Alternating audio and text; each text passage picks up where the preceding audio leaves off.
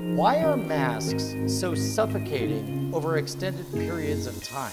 When I first started this mask factory, I was wearing a mask for the first time in my life for 14 hours.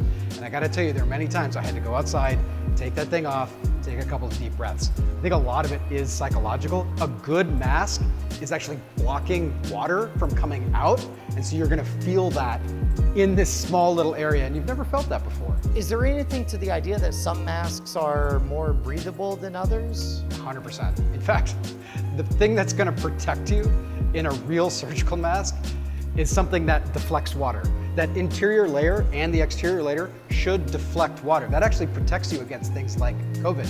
And so in my experience, when you're wearing like a cloth mask or a gaiter, that might feel really good. That's because the mask is absorbing moisture and other things. Whereas with a disposable mask, you're able to just, put on a quote unquote fresh one.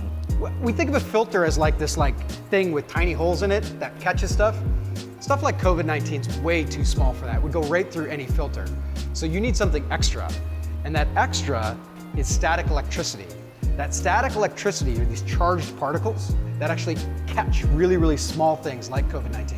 But the thing about static electricity is, after a while, it wears out.